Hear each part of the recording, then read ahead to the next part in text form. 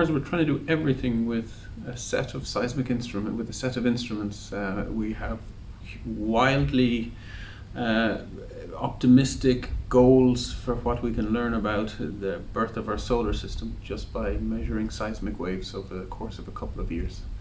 We hope to do everything we did on Earth in the last 100 years with as quickly as we can. We have a single station on Mars that's operating fantastically well at noise levels that are at the expectation at the project stage. We are recording Marsquakes now for 9 months, and we are piece by piece trying to understand what's inside the planet. That's a great question, because we thought we knew before we landed, and then we waited for a while, and it became evident that Marsquakes were quite different to what we expected. Marsquakes are bundles of energy that arrive in a narrow frequency band and last for about 20 minutes. They're not like what we see on Earth. They're more like what we see on the Moon, but they're not exactly like the Moon. They're sort of halfway house between the Moon and the Earth, which is, to some extent, one of the reasons we went there. We knew that Mars is not the Moon and not Earth. It has a more complicated history than the Moon, but it's much less complicated than the Earth. So we hoped that by understanding Mars, we could have a better insight into how rocky bodies in general in the solar system evolved and why they are where they are today. All from just looking at seismic data.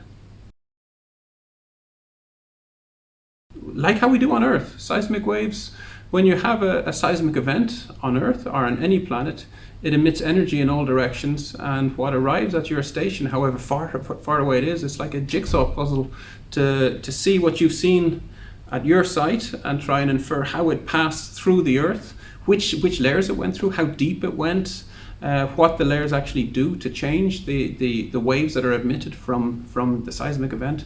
It's really a big jigsaw puzzle to work backwards when you've identified something, to try and interpret why the waves on your seismogram actually appear how they do. First of all, you need to locate it. But once you've located it, then you can try and understand the impact of the structure of the planet as waves pass through it.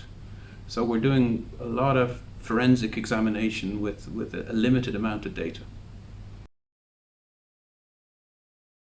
It's large enough that it underwent differentiation, so we expect, which means that after everything accreted, it's separated into well-defined layers. Even the Moon has this to some extent, so first order from various different experiments, from gravities, from what we've seen on satellites, we're pretty confident that it has the same sort of crust mantle core that the Earth has, but the real details are to be determined by this actual mission, like what the general composition is the core liquid or solid, what's the diameter of the core, the thickness of the crust. So real first order questions need to be answered, and we hope InSight will answer them for us.